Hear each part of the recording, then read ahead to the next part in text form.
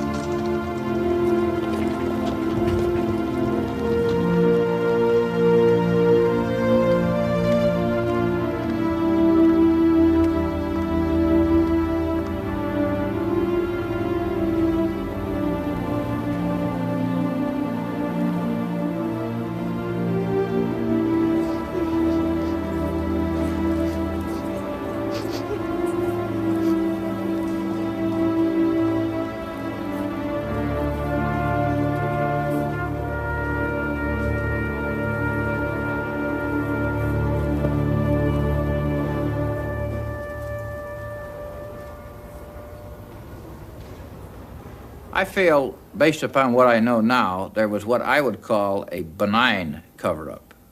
Yes, there was. They were concerned about Oswald's connections to the Soviet Union and to Castro.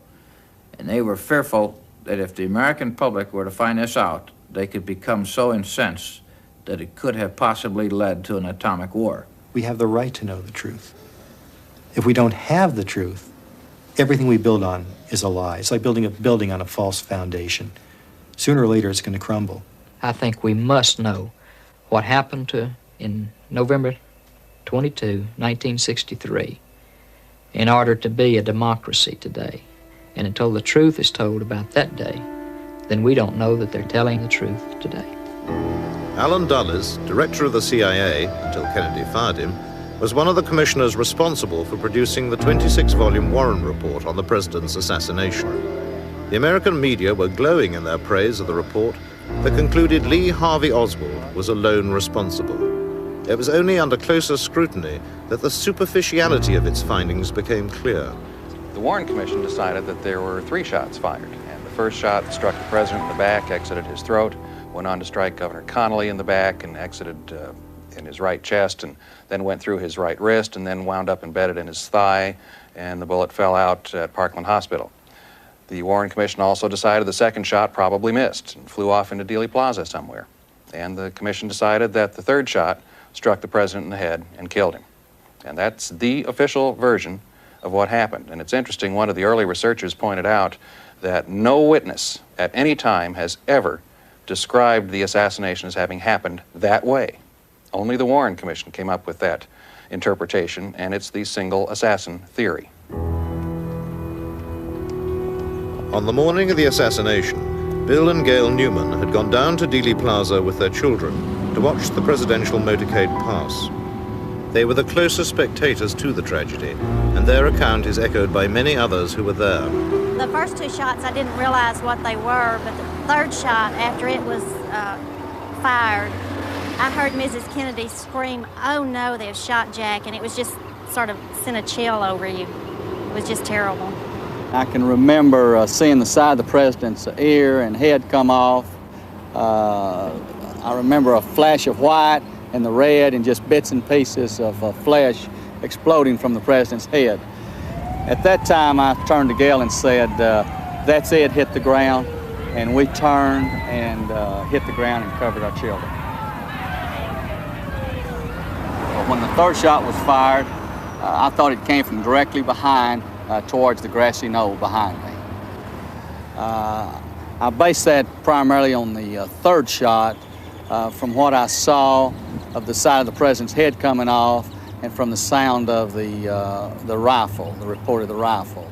As the official story started coming out and hearing that the shots came from the building, these witnesses started to doubt their own ears. So as the days went by, fewer and fewer of these witnesses would come forward because they just all of a sudden weren't really sure about what they had heard. They were convinced on November 22, 63 that at least one shot came from the front. But by 4 or 5 days later, then they weren't sure and they didn't come forward at all. Mary Woodward, was a junior reporter on the Dallas Morning News who had joined the lunchtime crowds in Dealey Plaza to watch the Kennedy motorcade. She was the journalist closest to the tragedy and rushed back to her office to file the story in a state of great consternation. They first of all took me to the office nurse and had me have a tranquilizer because they thought was somewhat hysterical. I think I was behaving quite rationally under the circumstances. But anyhow, I then sat down and wrote the story immediately and actually had completed the story before the news was absolutely confirmed that he was even dead. So the story was absolutely my own impressions. It was not from anything anyone had said or what I had read or heard. Some things I have often said I would hate to swear before a court of law or before God, but one thing I am totally positive of in my own mind is how many shots there were, and there were 3 shots. The second 2 shots were immediate. It was almost as if one were an echo of the other. They came so quickly. The sound of one did not cease until the second shot. With the second and third shots, I did see the president being hit. I literally saw his head explode. So I felt that the shots had come, as I wrote in my article, from behind me and to my right, which would have been in the direction of the grassy knoll and the railroad overpass. Because it contradicted the sole assassin theory, Mary's eyewitness account was quickly pulled and her version discounted. Civic leaders, responsible people, whether it be the mayor, the managing editor of the paper, almost felt it a responsibility to kind of not rock the boat, perhaps. The neat answer was the version that came to be the most widely accepted, that there were 3 shots and they had all come from the school book depository building and they were all fired by Lee Harvey Oswald. We do know that the FBI, as the official investigative body for the Warren Commission, apparently collected all the possible evidence it could find that indicated Lee Harvey Oswald did it and did it alone. Other evidence that pointed to perhaps other people or other locations for shooters was either ignored or deemed to be mistaken or misinterpreted. I was interviewed by the FBI, but I did not testify before the Warren Commission. It's my understanding the reason I did not go before the Warren Commission was because in my statement that I thought the shots came from directly behind implied the shots were coming from the grassy knoll. This is something apparently the Warren Commission did not want to hear. They wanted to keep the direction of the assassination in the direction of the school book depository. On that tragic day in Dallas, the routine protection of the President of the United States was compromised from the very beginning, according to military expert Colonel Fletcher Prouty. What they call protection of the president is an old skill. I went to Mexico City in 1956 when President Eisenhower went to Mexico City. And by that I mean the security people went there more than a month early to look at every angle of the trip. There are rules and manuals on what we call protection. The Secret Service, that is an organization of limited size, is authorized to call any number of military people. And these are military people who are already trained to augment their forces in a case like this. There's no shortage of people. Ordinarily, a unit of military, I think was called a Special Group Number 113, would have come up from San Antonio, Texas, and would have been deployed all through the streets of Dallas, the important streets of Dallas. That was not done. In fact, the commander was specifically told he wasn't needed. You've all seen the picture of the school book building, you know, where Oswald is supposed to have shot the president. You notice in those pictures there are open windows. If the Secret Service had been there and had done their usual job, none of those windows would have been open. And had anyone opened one of those windows at that time, they would have been on the radio, they would have had a man in that room immediately, and the window would have been closed. You see, that's protection. That didn't take place. In fact, there were no Secret Service people on the ground around Dealey Plaza that afternoon. They were told they were not needed. There was further unprofessional conduct concealed at the time. The night before the assassination, most of the presidential bodyguard spent a drunken evening at this notorious Fort Worth nightclub, some staying until 5 a.m.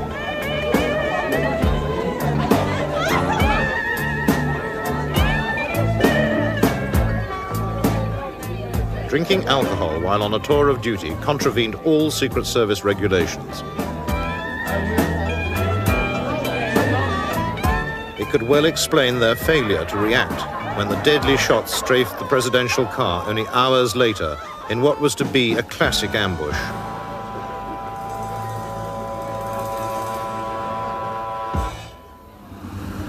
Instead of going straight down the street and then to the Trade Mart, he made this 90-degree turn and then another very sharp turn in front of the school book depository building.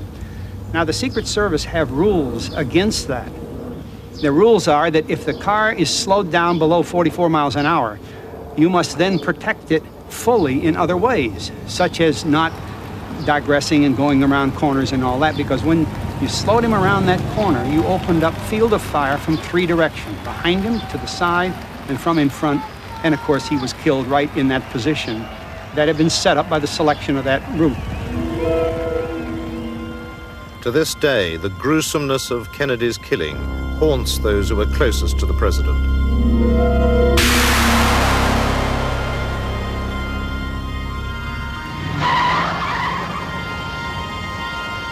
Riding a few feet from the limousine was Dallas police outrider Bobby Hargis. There's another motorcycle officer by the name of Buddy Brewer that came up to me and says, "Bob, you have something on your lip." And he took his finger like that, and it was a piece of the president's brain and a piece of his skull bone that had hit me on the lip. The watery blood and stuff that came from his wound had splattered my motorcycle and all over my uniform and my helmet and my face. And all of us felt real bad. Every single soul in the police department felt bad. And you could tell it by just looking at them. That's why I had all the bad dreams. One of the nightmares is as we're turning off of Main Street onto Houston Street, I can see up at the school book depository, I can see something shiny in one of the windows. And then the shine goes off and becomes a gun barrel. And I turn around on my motorcycle to try to tell the Secret Service people that there's something up there, and I scream and I yell and they don't hear me. And I do this all the way until the president gets shot and no one hears me.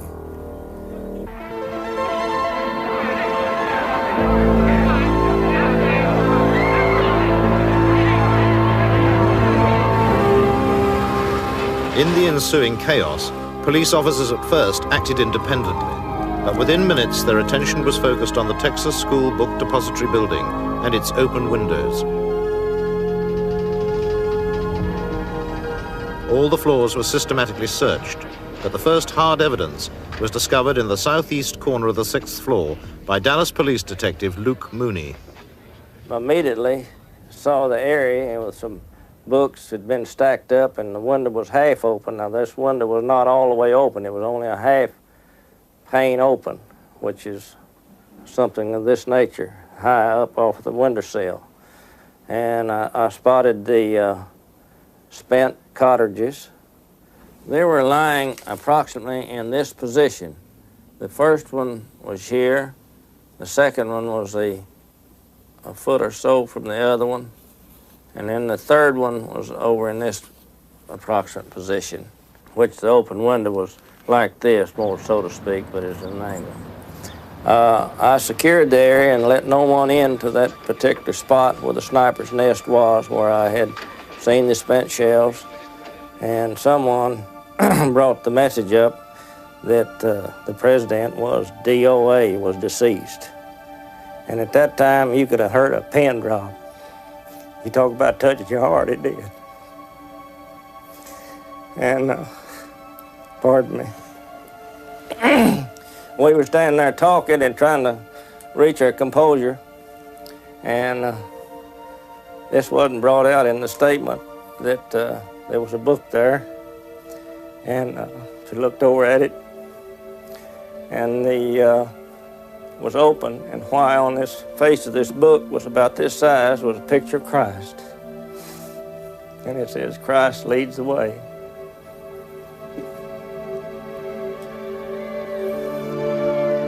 Outside Parkland Hospital, grief overcame the waiting crowd as the president's death was confirmed. The first to break the news was Senator Ralph Yarborough. I knew he was dead. I'd been around enough violence in my life to know he was a dead man. And the press came up and asked me what had happened. So I said, there's been a deed of horror. An excabaler has sunk beneath the waves. I thought that would tell them, in effect, what had happened without my saying he was dead. We made valiant and unceasing efforts to resuscitate this man who was mortally wounded. And I think had we taken the opposite attack and said, oh, this man is dead, that even today people would be questioning and telling us stories about mortally wounded people who had been resuscitated when all hope was lost. So instead of taking that approach, we took the approach, let's save this man if we can, and we made what would be commendable, I think, even by today's standards, efforts to resuscitate him. State authorities wanted to do an autopsy, which is state law in the state of Texas, and the federal people wanted to take it back to Washington, D.C. And there was a lot of pushing, shoving, cursing. We would try to roll the casket out, someone would grab it and try to roll it back towards the trauma room. This went on for quite a while. It was push and shove type thing. Quite a bit of, like I say, obscene language. I had to hold on to the cross on the casket because of the friction that, where people's pulling it back and forwards. And I was scared to death. I was really frightened. I believe that if Dr. Rose had been allowed to perform the examination here, since his qualifications were impeccable, that much of the early confusion surrounding the wounds and the questions as to the direction and number of shots could have been settled quickly under the capable forensic studies which Dr. Rose would undoubtedly have performed. But we didn't have the opportunity to examine President Kennedy here. At Parkland Hospital, the Secret Service had won the battle for the president's body. With unseemly haste, they illegally removed it from Dallas and flew it back to Andrews Air Force Base in Washington. The new president had been sworn in on the plane and now made his first address to the nation. I know that the world shares the sorrow that Mrs. Kennedy and her family bear. But as Kennedy's coffin was unloaded into a hearse in full public view, it seems his body was surreptitiously being removed from the far side of Air Force One and taken away by helicopter. I ask for your help and God. Its most likely destination was Walter Reed Army Hospital for a covert examination of the president's wounds and the removal of his brain. This prevented a proper investigation of the fatal headshot at the official autopsy. Only a 5-minute flight from Walter Reed, the helicopter pad at Bethesda Naval Hospital, where the autopsy team awaited the arrival of Kennedy's body. Medical technician Paul O'Connor was there. I remember it being about 8 o'clock in the evening that we heard helicopters. I heard helicopters. And it sounded to me like there were 2 helicopters. Couldn't tell where they were coming from or where they went, but it sounded like they were landing. A few minutes later, the door burst open in the back of the hospital, and in came 6 or 8 men carrying a casket. America's finest forensic pathologists were not appointed to perform the autopsy of the century. Instead, naval career men with meager experience of such work were chosen. As forensic pathologist, Dr. Cyril Wecht explains. Humes and Boswell were in charge of hospital pathology at Bethesda, just like hospital pathologists in civilian life. They had had no formal training or experience or practice in forensic pathology. It was incredible that Humes and Boswell should have been selected to perform this autopsy. Actually, these 2 doctors, Dr. Boswell and Dr. Humes, became commanding officers of a particular school, which was the school that I was attending.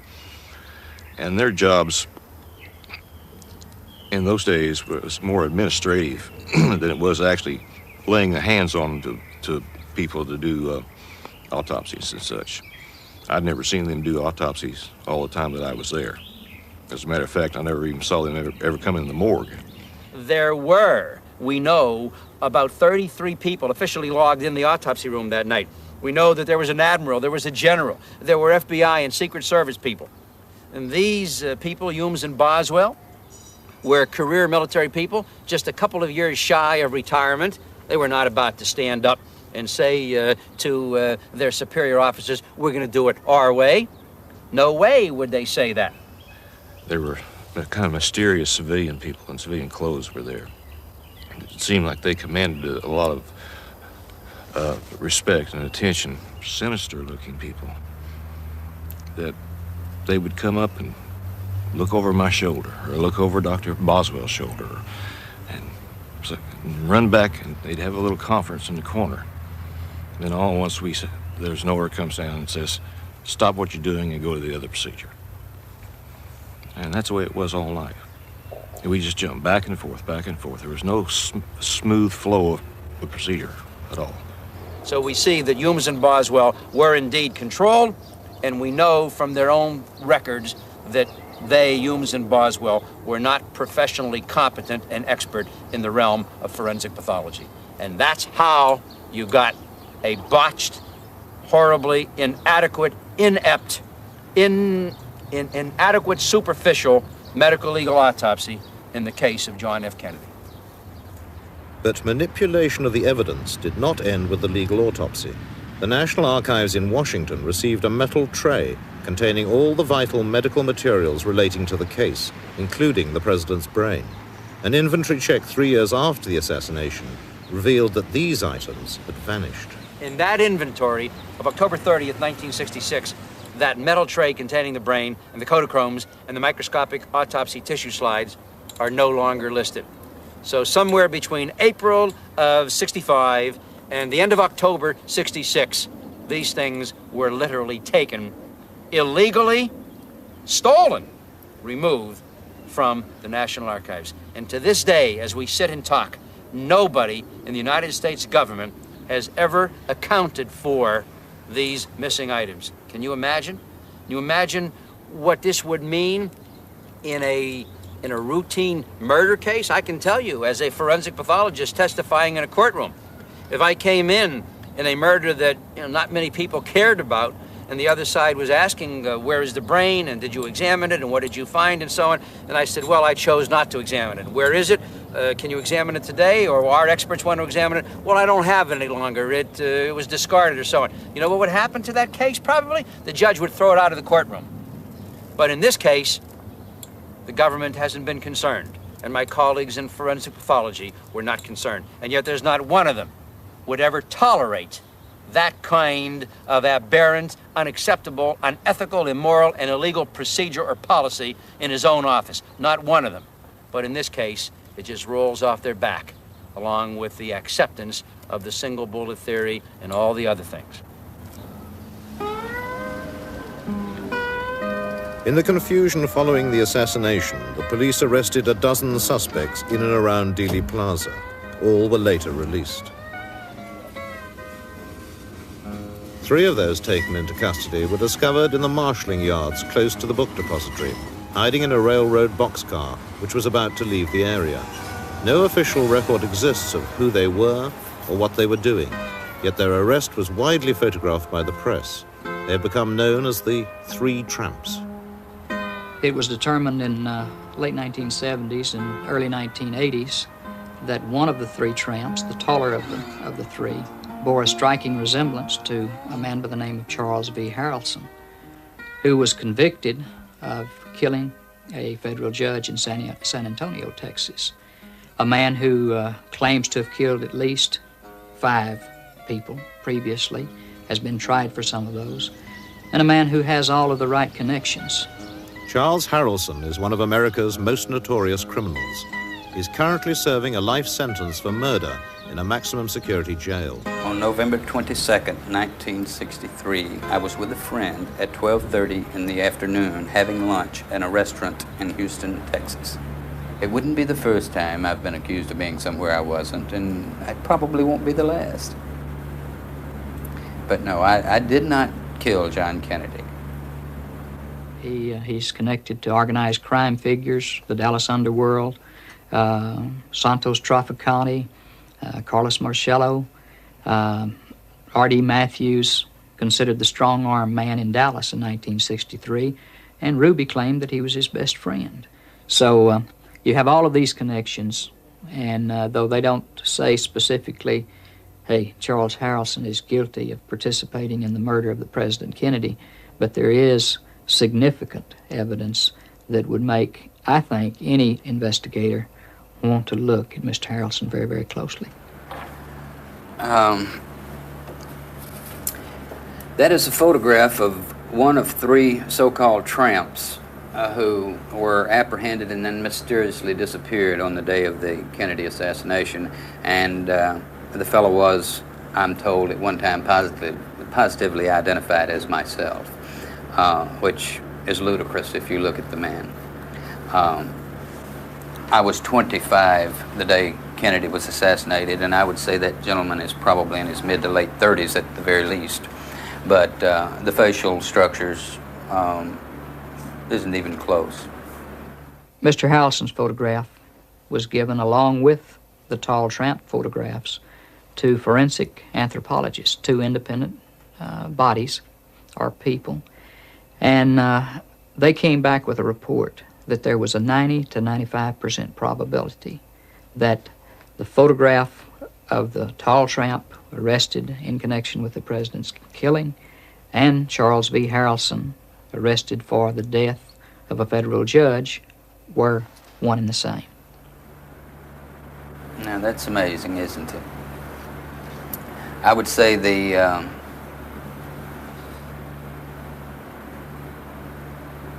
that is closer, much closer, but I'm sure that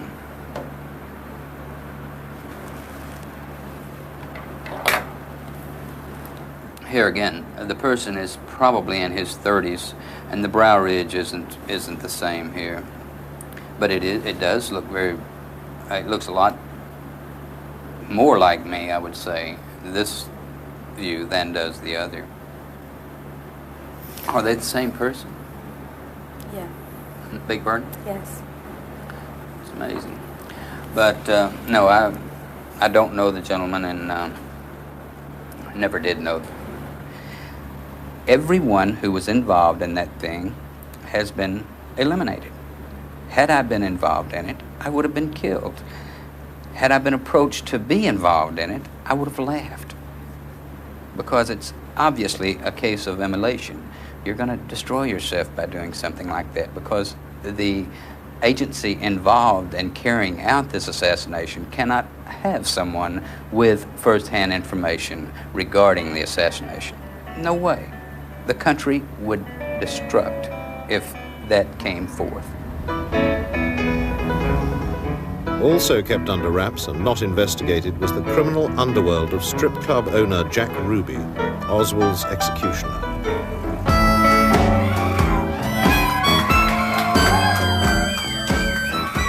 Vital areas of his illicit operations in Dallas, New Orleans, and Cuba went unexplored by the Warren Commission.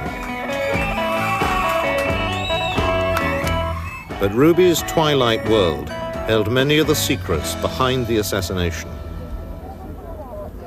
At Parkland Hospital, minutes after the tragedy, one member of the press corps who knew Jack Ruby well was to have an extraordinary encounter. Reporter Seth Cantor.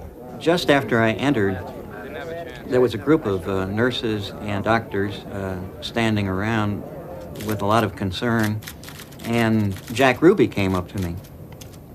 He said something to the effect that, "Isn't this just terrible?" And he looked as if he was extremely distressed. I shook hands with him, and I had known him previously. And Ruby asked me what I thought about his closing his places of business for a day or two out of concern for what had happened. And I told him I thought that was a good idea, and to please excuse me, I had to go on. I guess that encounter with Ruby took maybe 25, 30 seconds.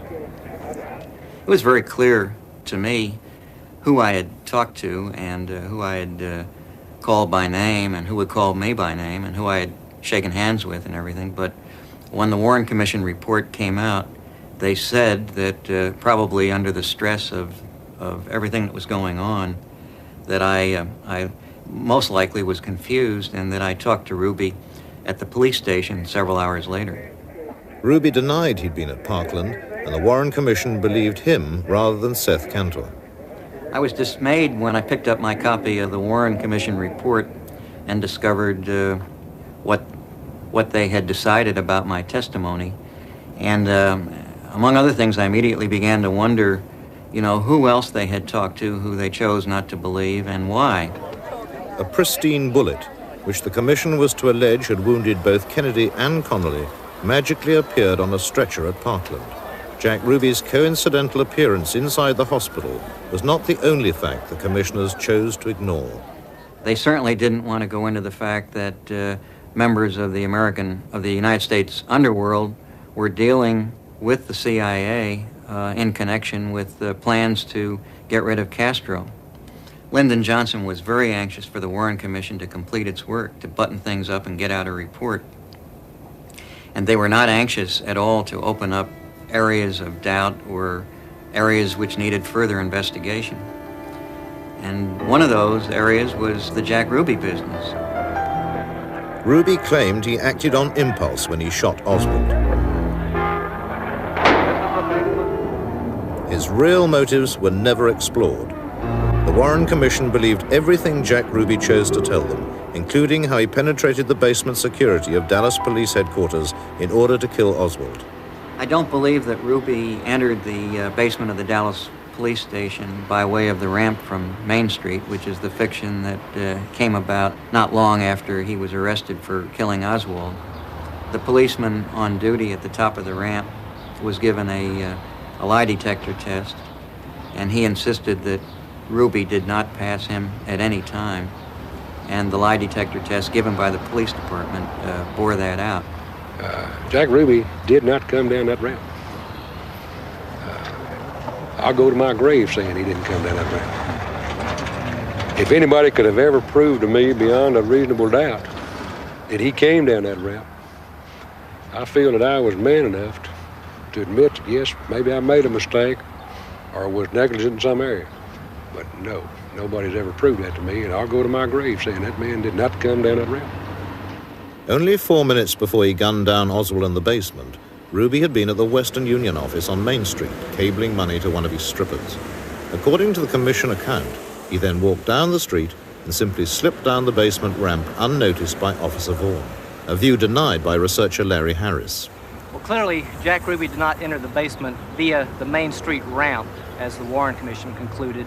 And indeed, when Congress reopened the investigation in the late 1970s, they concluded he did not come down the ramp, and they cited 8 witnesses who stated that Ruby did not come down the ramp, and several of these witnesses knew Ruby personally. The Congressional Committee concluded that Ruby most likely used an obscure entrance into the building that was located in the alleyway behind me.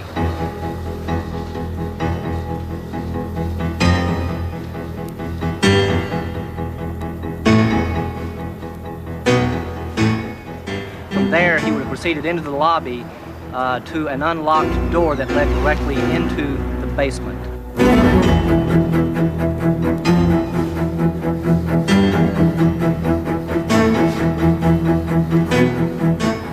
He would have gone down that stairwell and actually entered into the parking garage area of the basement and proceeded toward the railing, up through the railing and into the spot where he was standing when he lurched forward to shoot Oswald. Clearly, it looked better for the department to say that Bond had accidentally let Ruby into the basement while his back was turned, rather than admit that a key area within the garage had been left completely unguarded, permitting Jack Ruby unchallenged access to the spot where he killed Oswald. Larry's conclusions are supported by the immediate comments of several police officers recorded by live TV cameras just after the shooting. And this man came from behind this camera or from this corner and just dove out of the crowd. He came from behind that car, that green car there. He jumped up over the rail. Patrick Dean was the head of security in the basement and was aware very quickly of the predicament he was in. As Ruby was being subdued, Dean remarked to Ruby, "Jack, "Goddamn, you've got me in one hell of a fix." So Dean was immediately aware of his predicament and, of course, began immediately maneuvering to put the best possible light on the situation. There was about 15 to 20 men that had searched this place prior to 30 minutes. In fact, searched it twice, about an hour before and then 30 minutes before. The late Patrick Dean was adamant that the only way Ruby could have gained access to the basement was via the Main Street ramp. I'm positive that door leading from the City Hall proper into the basement was locked by the maintenance man in my presence that day on the inside of the basement side. And I also had 2 men stationed at that door. But I am positive that door was locked. Now, that door possibly could have been opened by someone from the other side. However, no one did come through there because, as I say, 2 men were stationed there as guards for that particular door that led from the City Hall proper to the basement. 2 reserve officers who'd been stationed there earlier that morning had been reassigned to points outside the building directing traffic, so that this left an area of vulnerability from the stairwell to the point near the railing where Ruby shot Oswald. The police blundered with Oswald's murder, but the security of the president had been a Secret Service responsibility. The Dallas police had been powerless to prevent the assassination. They were also powerless in carrying out a proper investigation afterwards. We have the evidence, they claim, of 3 bullets being fired at the president, 1 hitting the Governor Connolly. Well, policemen would take those hard bits of evidence and begin to put this thing together. And first of all, would show that they could not have done the damage they did, the lethal damage they did, with only 3 bullets. If you come to this conclusion and you do it accurately by physical evidence, you throw the entire Warren Commission report out. The policemen working on the street are accustomed to solving murders, and they would go right ahead of it with it unless somebody stopped them. So somebody stopped them, there's your cover-up. The FBI in Washington had at first given their full cooperation to the Dallas police. Their field agent in Dallas, in charge of the Oswald file prior to the assassination, was James Hosty. He was directed to help the police in their initial interrogation of Oswald. But within hours, these orders were changed. I was approached by one of the senior agents from the counterintelligence squad and was told that there were now new orders, and I was not to talk to Oswald anymore, and I was not to cooperate with the police department in any manner concerning Oswald's background. I have since determined that those orders came directly from Assistant Director William Sullivan, who was in charge of the Foreign Counterintelligence Squad. He was also the person who had direct liaison with the National Security Council. The National Security Council is the President, the Vice President, the Secretary of State, and the Secretary of Defense. That's about as high as you can get. Hosty's Washington superiors knew much more about Oswald than they were willing to divulge. Consequently, his surveillance of Oswald had also been based on incomplete information. I was not aware of the fact that President Kennedy, through the CIA, was attempting to overthrow Castro, and that Fidel Castro had threatened President Kennedy. Had I known this, I would have immediately been concerned about Lee Oswald because we knew he was pro-Castro. Had I known this, then we could have put a whole different light on the situation. It was here in Neely Street that Hosty first attempted to contact the Oswalds in March 1963. His visit was routine because of their links with Russia. But they had moved on. Later in the year, Hosty spoke to Marina alone, prompting an angry note from Oswald, hand-delivered to the FBI 3 weeks before the assassination. The note which I subsequently determined was from Lee Oswald was unsigned. It was quite short. It just said, if you want to talk to me, come talk to me. Don't bother my wife. I don't want you talking to her without my being there. If you don't cease and desist on this, I will take this up with the proper authorities, or words to that effect. I had thought it was somebody else at first and just put it into my file drawer until I had a chance to look into it further. Late on the afternoon of November 24th, the day Oswald was killed, I was told by Supervisor Ken Howe to go to the office of Gordon Shanklin, the agent in charge of the Dallas office. He wanted to see me. I was called in there, and Gordon Shanklin reached down into one of his desk drawers and took out the note and handed it to me and said, "Here, I don't want to ever see this again." He said, "Oswald is dead now. There can't be any trial." Now, this was the reason why it was legal to get rid of this note at this time, since there was no trial and President Johnson was adamantly opposed to any hearings. The FBI then felt it was all right to dispose of this note. I then tried to tear it up and throw it in the wastebasket. Gordon Shanklin said, "Don't get it out of here. I don't want to ever see it again." So I then took it out, and I was going to burn it, but that would have been a little bit messy, so I thought it would be much easier to flush it down the toilet, and that would get rid of it permanently. It wasn't till a week later that President Johnson gave in to congressional pressure and called the Warren Commission together. Of course, by this time, the FBI and probably the CIA and the Navy Department and the State Department had suppressed a lot of different things, and this was one of probably many of them. Miami, Florida was the city visited by President Kennedy 4 days before his death in Dallas. It was also the unlikely location for a bizarre meeting 13 days before the assassination, in which details of the plot to kill Kennedy were set out with stunning accuracy. A Miami police informant secretly taped a conversation with a visiting right-wing activist in his seedy downtown apartment. It is broadcast here for the first time.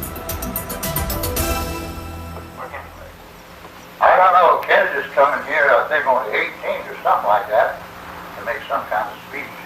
I think it's the 18th he's supposed to be here to make a speech. I don't even know what it's about. You can bet you want to know you're going to have a lot to say about Cuba, because there's so many of them here. Willie Somerset, a union organizer with extensive right-wing political ties, was the Miami police informant. Joseph Miltier was the wealthy, rabble-rousing racist from Quitman, Georgia. In charge of the surveillance operation was Miami detective Everett Kay.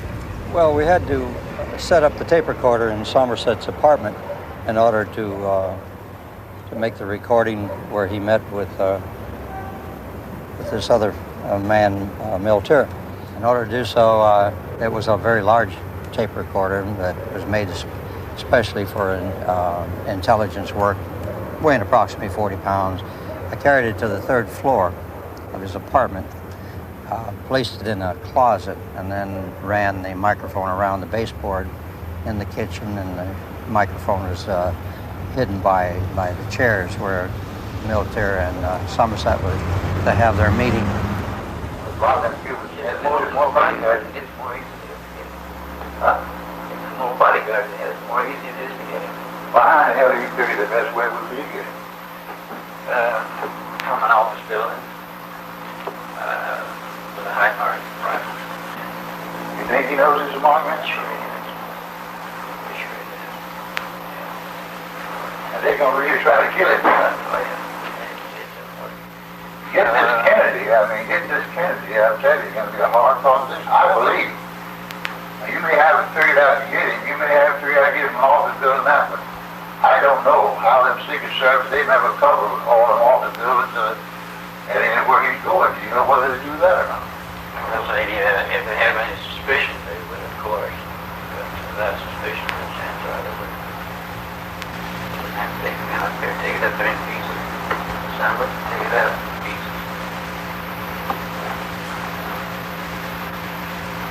Well, all those guns come out and you take them apart. Astoundingly, the conversation came up that this man wanted to know how many people that President Kennedy had that was his look-alike that went with him. And our informant wanted to know why, and he said, well, there was plans to assassinate him. The further conversation on the tape revealed that the assassination was to take place from an office building with a high-powered rifle. There is no particular city mentioned nor was there any particular person mentioned that was to do the assassination. The tape was made on November the 9th, and John F. Kennedy, President Kennedy, was due in Miami on the 18th of November of 1963. So the close proximity of the tape being made and his visit made quite a few changes in the security. They changed the motorcade, and I believe that he was helicoptered, and rather than have a motorcade. Additional men were secured. Everyone was made aware that there may be a problem, so there was a drastic change in the procedures. It wasn't as accessible in this city as he might have been in the past. Boy, if that Kennedy gets shot, we gotta know where we at. Yeah, but you know, boy, that would be a real shame if they do that. There wouldn't leave any stone unturned there at all, no way. Oh, hell no. And they'll pick up somebody, but then however that, and they might be able to have it. Oh, yeah. Just throw the public off. Yeah, well, that's right. Well, somebody's gonna have to go to jail if he gets out. Miltier later boasted to Somerset that he went to witness the assassination in Dallas. The question was Joseph Miltier in Dealey Plaza? Was he in Dallas to witness the execution of the president? And if so, was he photographed? I looked at some of the photographs of the crowd, combed the photographs of the crowds in Dealey Plaza around Houston Street and Elm Street. And I did find in several photographs of one spot on Houston Street a white-haired man who looked amazingly like Joseph Miltier. In my opinion, given the measurements of the ears, the eyes, the nose, the mouth, I'm convinced that the man in the photographs is Joseph Miltier. We know that he made a phone call from Dallas to Willie Somerset, the informant, that day, saying that President Kennedy would never again return to Miami. Therefore, it is likely that he was there. And given the nature of this and the way Miltier felt about the president, it seemed very likely that he would indeed be in Dallas. We thought we did a good job and was very grateful the fact that it did not happen in Miami. It could have very well happened in Miami, as it did in Dallas. So it touched each of us very, very closely, particularly myself, as hearing the words that they were going to assassinate President Kennedy. Why the hell do you figure the best way would be to get From an office building, with a high margin rifle. And they're gonna really try to kill him. Miltier was interviewed by the FBI and then released. He perished in a mysterious house fire a few years later. The Warren Commission ignored the Miami connection and a further opportunity to determine the truth. It is important to all of us to find out what really happened to President Kennedy, because what happened to him could happen to anybody else. If a conspiracy can kill the President of the United States, who among us is safe? The people who know something, why don't they just bring it out and tell the truth? Why lie about something? Somebody knows that they're lying. I know they're lying. Why? If they lied to us, how much are they lying to us in other areas? And if they're lying to us, can they do it again and again and again? And if so, this is not a democracy. This is a hierarchy, a government or a people ran by certain powerful individuals who have the ability to dispose of anyone who's not going along the party line, so to speak. Not a whole lot different from what I was taught occurred in the USSR all these many years. The truth is the most important thing.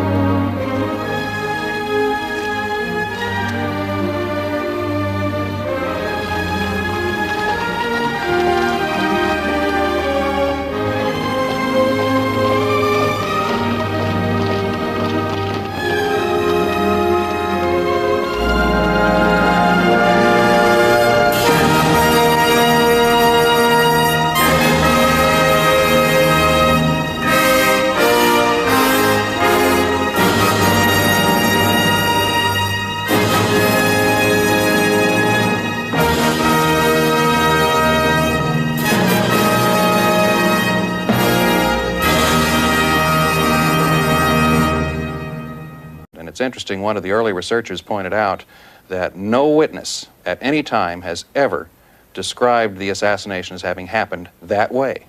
Only the Warren Commission came up with that interpretation, and it's the single assassin theory. On the morning of the assassination, Bill and Gail Newman had gone down to Dealey Plaza with their children to watch the presidential motorcade pass. They were the closest spectators to the tragedy, and their account is echoed by many others who were there. The first two shots, I didn't realize what they were, but the third shot, after it was fired, I heard Mrs. Kennedy scream, "Oh no, they've shot Jack," and it was just sort of sent a chill over you. It was just terrible. I can remember seeing the side of the president's ear and head come off. I remember a flash of white and the red and just bits and pieces of flesh exploding from the president's head. At that time, I turned to Gail and said, "That's it, hit the ground." And we turned and hit the ground and covered our children. When the third shot was fired, I thought it came from directly behind towards the grassy knoll behind me. I based that primarily on the third shot from what I saw of the side of the president's head coming off and from the sound of the rifle, the report of the rifle. As the official story started coming out and hearing that the shots came from the building, these witnesses started to doubt their own ears. So, as I wrote in my article, from behind me and to my right, which would have been in the direction of the grassy knoll and the railroad overpass. Because it contradicted the sole assassin theory, Mary's eyewitness account was quickly pulled and her version discounted. Civic leaders, responsible people, whether it be the mayor, the managing editor of the paper, almost felt it a responsibility to kind of not rock the boat, perhaps. The neat answer was the version that came to be the most widely accepted, that there were 3 shots and they had all come from the school book depository building and they were all fired by Lee Harvey Oswald. we do know that the FBI, as the official investigative body for the Warren Commission, apparently collected all the possible evidence it could find that indicated Lee Harvey Oswald did it and did it alone. Other evidence that pointed to perhaps other people or other locations for shooters was either ignored or deemed to be mistaken or misinterpreted. I was interviewed by the FBI, but I did not testify before the Warren Commission. It's my understanding the reason I did not go before the Warren Commission was because in my statement that I thought the shots came from directly behind implied the shots were coming from the grassy knoll. This is something apparently the Warren Commission did not want to hear. They wanted to keep the direction of the assassination in the direction of the school book depository.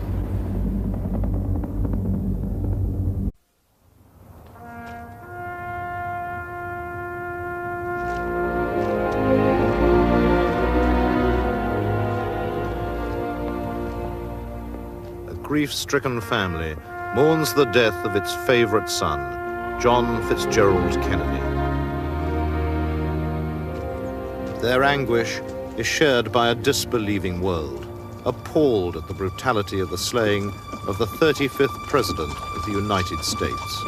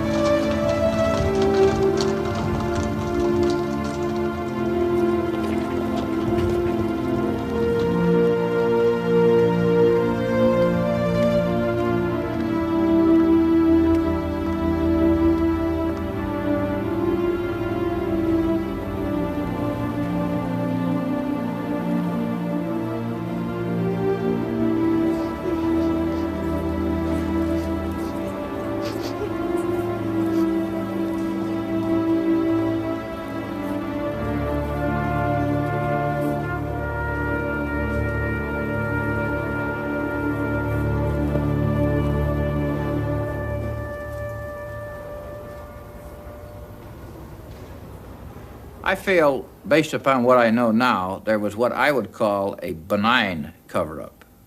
Yes, there was. They were concerned about Oswald's connections to the Soviet Union and to Castro.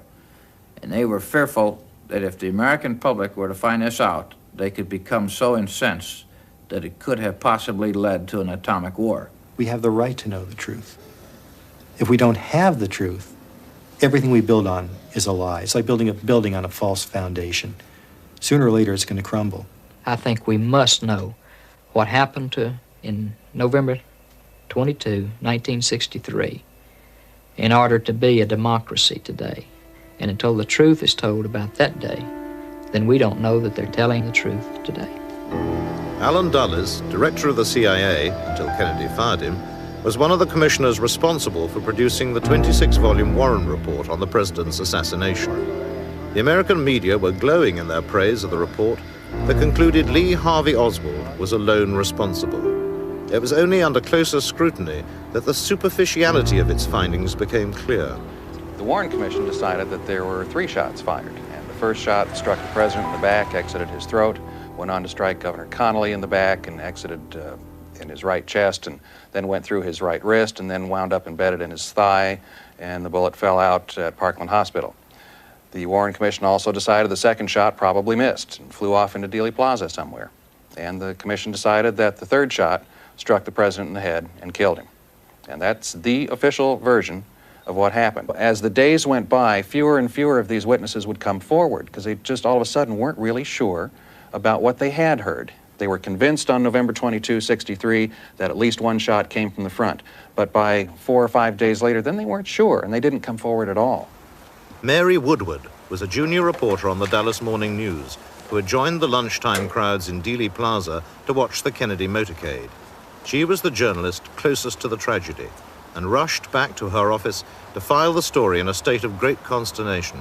They first of all took me to the office nurse and had me have a tranquilizer because they thought was somewhat hysterical. I think I was behaving quite rationally under the circumstances. But anyhow, I then sat down and wrote the story immediately and actually had completed the story before the news was absolutely confirmed that he was even dead. So the story was absolutely my own impressions. It was not from anything anyone had said or what I had read or heard. Some things I have often said I would hate to swear before a court of law or before God, but one thing I am totally positive of in my own mind is how many shots there were, and there were 3 shots. The second 2 shots were immediate. It was almost as if one were an echo of the other. They came so quickly. The sound of one did not cease until the second shot. With the second and third shots, I did see the president being hit. I literally saw his head explode. So I felt that the shots had